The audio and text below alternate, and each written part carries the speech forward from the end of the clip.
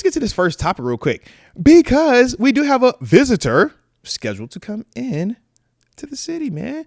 Talking about good old Shedeur Sanders, man. He is scheduled for a top 30 visit with the Black and Gold tomorrow, Thursday. And I'm excited about it. Super excited. Y'all saw the video last night, man, or slash this morning. Super excited, though, man. Why? Because, man, one, y'all have heard how I talked about Shedeur, how I talked about Sanders fan, like personal fan. But in terms of this QB class, he's the second best guy to me. Debatable, right? Because me personally, I like him over Cam Ward, but I know in terms of overall talent, people prefer Cam Ward's overall talent because that is a difference. Like, his arm strength is very unique. But to me, I prefer Shedeur. I really am just a fan of his game. But to me, man, whether you have him at 1 or 2, it's one of the top 2 quarterback prospects in this draft as a consensus. So I do like that. And it's one of those things where it reminds us that we aren't just sitting here on our hands waiting on Aaron Rodgers to make a decision. We're not just twiddling our thumbs and hoping that, you know, Mason or Skylar Thompson are going to develop at such a rapid rate that we're looking at, you know, just crazy production from the position with those guys going to the next season. It does continue to show that we are trying to be better. We are trying to turn whatever stone needs to be turned over to find the answer at quarterback. And to me, the reason why I'm a fan of Shedeur, and the reason why you keep hearing me talk about Shedeur over Cam Ward, just me personally, is I like how he reads the field. I like how he processes the game. I like how consistent he is fundamentally. So even though his arm isn't as talented as Cam Ward's, it's still a good arm. And when you throw good arm with good accuracy, good timing, good ball placement, and also good anticipation, those are all the things that lead to good play. Then you throw in the moxie, you throw in, you know, just that poise. Also, man, not that he's overly athletic, but he does an excellent job of buying time. Part of the knock on him is he holds the ball too long. He holds the ball too long because he does a really good job of continuing to extend the play. And that's something that has pros and cons to it. We love off-schedule throws, right? We love when Mahomes or Josh Allen or Lamar will scramble around and make a play, right? It's exciting. Woo!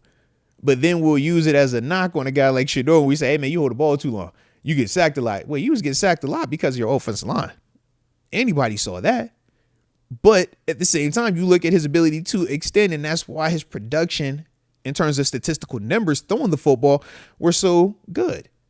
Because he's doing that as a byproduct of what was happening in front of him. And to me, I don't have issue with that, man. I think that he will naturally understand, yeah, you do have to play faster at this level, but everybody has to go through that same adjustment. You don't think Cam Ward's going to have to go through that? We saw Caleb Williams go through that, Jaden Daniels and company, right? A lot of dudes go through that. And the progression isn't always linear either.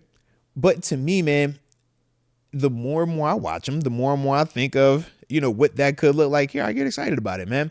And I know some people out there think this is unrealistic as heck, man. He's not going to get out of here. It is very realistic. All it takes is 2 teams. I'll say 3 teams. If Cleveland doesn't take him, if the Giants don't take him, and if the Saints don't take him, what are we talking about? It'll easily go to 21, and we'll be the first realistic teams that need him. And with all 3 of those scenarios, if you're the Browns, they like the whole pass rusher thing. That's why you keep hearing pass rush over there. I can see them go Shedeur, though, but they like the pass rush. I can see them go Travis Hunter, right? It's like everybody's saying, man, Tennessee, foregone conclusion, they're going with Cam Ward, right? But then when I think of the Giants, I look at this 50-50 because they have Russ and Jameis Winston.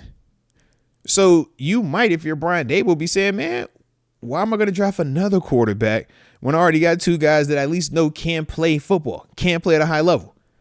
Let me go get another weapon to help these guys out right now. I can see that. And if they do that, okay, now he falls further. All right, Saints, you have Derek Carr under contract. We talked about Spencer Rattler as the backup down there. But once again, it's like, man, you have Derek Carr. I think you restructured him this offseason as well. You just going to bring him in instead of getting him a weapon? Those are real questions. And if that is the case, well, now he falls down even more. And now here we are, right? So that's the thing, man. I know people brought up Vegas as well, but Vegas Look what they just did with Geno in his contract, man. That man, 2 years, was it 60-something million that's guaranteed? Yeah, I'm just throwing it out there. I'm like, man, it's just looking like, he could fall. And if he does fall,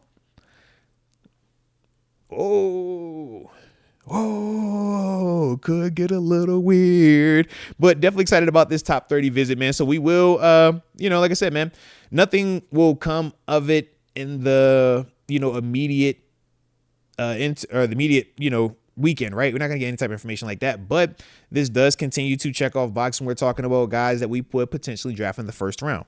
We said that there are certain things that happen typically for the Steelers to draft a guy in the first round, whether it's a pro day visit, whether it's a combine meeting, whether it's a top 30 visit, right? At some point, or they're going to check him in the All-Star game. Like, they have had that personal eyes on them, convo, hands on them type thing. And those are the guys that we'd see. I mean, a super high probability that those guys get drafted in the first round by the Steelers. So, like I said, man, that is the stuff that makes this interesting and intriguing. And we will ultimately see what comes of it. And a little over a week now, man. It's almost draft time, baby. It's almost draft time. So you already know the drill, man. Hit the like button one time for the culture and subscribe if you are new to the channel.